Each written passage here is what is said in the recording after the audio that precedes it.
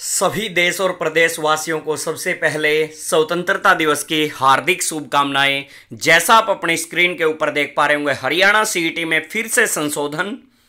Group C और D के 53,000 पदों के लिए होना है सीईटी। सीईटी में सामाजिक आर्थिक मानदंड के नंबर नए जोड़े जाएं। एचएसएससी परीक्षा में न्यूनतम 50% अंकों की सीमा में बदलाव होना चाहिए। शिक्षक बनने के इच्छुक युवाओं को करना पड़ रहा है इंतजार। अब इसी साल एचएसएससी चेयरमैन ने कहा 54,000 भर्तियां करेंगे। प्रदेश में जल्द मिलेंगे 1500 शिक्षकों की भर्ती, तो उसी में हरियाणा पुलिस के मेल फीमेल के पद भी रहेंगे, तो क्लैरिकल पद भी रहेंगे। तो वहीं डॉक्टरों की कमी तो दूर, नर्सिंग ऑफिसर के यानी स्टाफ नर्स के खाली पद कब भरे जाएंगे। तो ये सारी अपडेट एक एक करके लेने वाले हैं। सभी को राम राम, नमस्ते। सभी का हार्दिक स्वागत, हार्दिक अभिनंदन आपके अपने परिवार क्लास अब यूट्यूब चैनल में।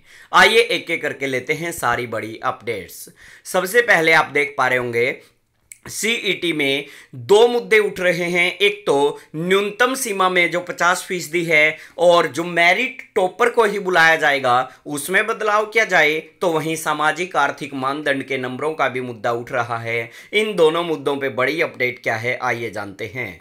हरियाणा सरकार ने सीईटी की तारीखें तो घोषित कर रखी हैं। 5 और 6 नवंबर को पेपर होना है। 7 नवंबर को यदि कहीं ना कहीं ऐसी नौबत आई कि पेपर दोबारा लेना पड़ा तो वो 7 नवंबर को लिया जाएगा। और अब इसमें कंडीशन है कि जनरल को मिनिमम 50, तो वहीं कैटेगरी वाइज 40% अंक पास मार्क्स होगा, लेकिन टॉपर को ही बुलाया जाएगा। सबसे बड़ा विवाद यह है, तो युवाओं का कहना है कि जिस प्रकार एचटेट में सिर्फ क्वालिफाइंग मार्क हैं कि 60% लेने हैं, आप 50% पे ही रखें, लेकिन आप टॉपर वाली कंडीशन हटा दीजिएगा कि सिर्फ हम 50 वाले भी नहीं बुलाएंगे, हम तो टॉपर 2.5 गुना बुलाएंगे। तो उस कंडीशन को हटा दीजिए, युवाओं की ऐसी मांग है। और दूसरा, सोशो इकोनॉमिक के 2 बार अंक जुड़ेंगे, 5% अंक सीईटी में जुड़ेंगे, तो वहीं दोबारा स्क्रीनिंग जब होगा 2.5% वहां जुड़ेंगे, तो 7.5% अंक जुड़ रहे हैं, इन्हें भी कम किया जाए। मगर इसका असर जूनियर सिस्टम इंजीनियर के परिणाम में देखने को मिला था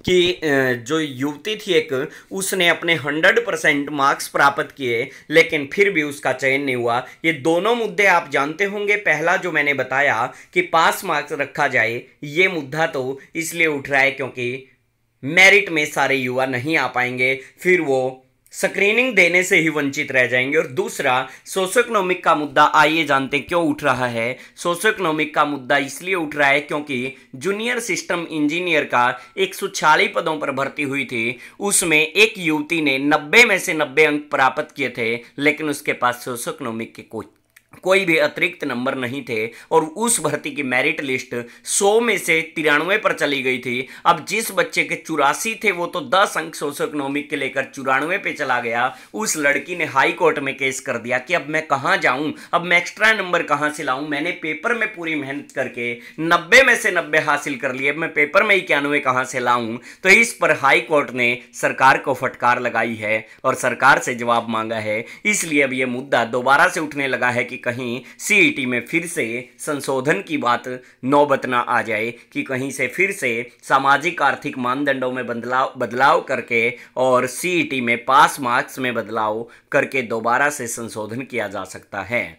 इसके अलावा अगली बड़ी अपडेट देखते हैं क्या है। टीचर्स भर्ती से जुड़ी बड़ी अपडेट। शिक्षक बनने के इच्छुक युवाओं को करना पड़ रहा है इंतजार। देख रहे हैं कई तो ओवरेज भी हो चुके हैं। पद देख सकते हैं, 35,900 पद पड़े हैं खाली, कब भरे जाएंगे। टीजीटी के, पीजीटी के 13,517, टीजीटी के 16,985, तो पीआरटी के 4,825 पद खाली पड़े हैं, कब इनकी भर्ती की जाएगी। तो वहीं अब कहा गया है कि प्रदेश में जल्द 1500 टीजीटी की भर्ती होगी। इसी साल होंगी 54,000 भर्तियां।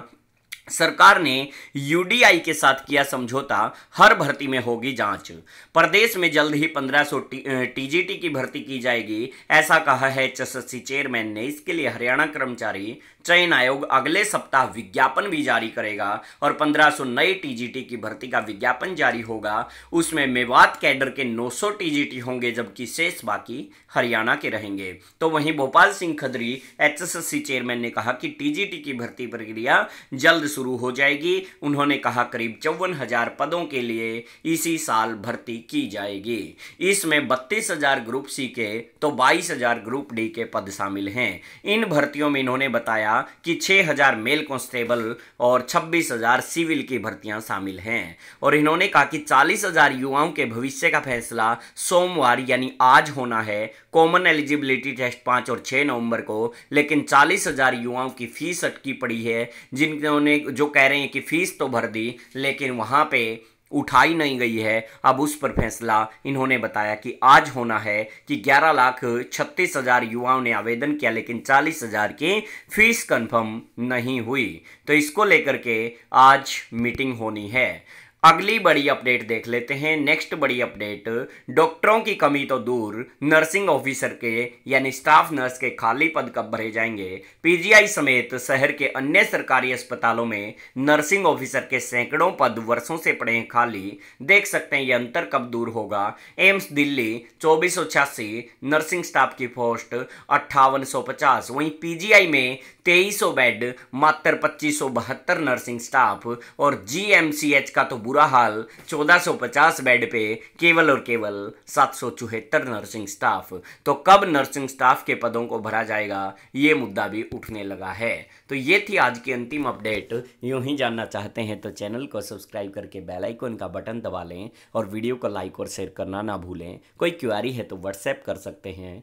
Thanks for watching this video.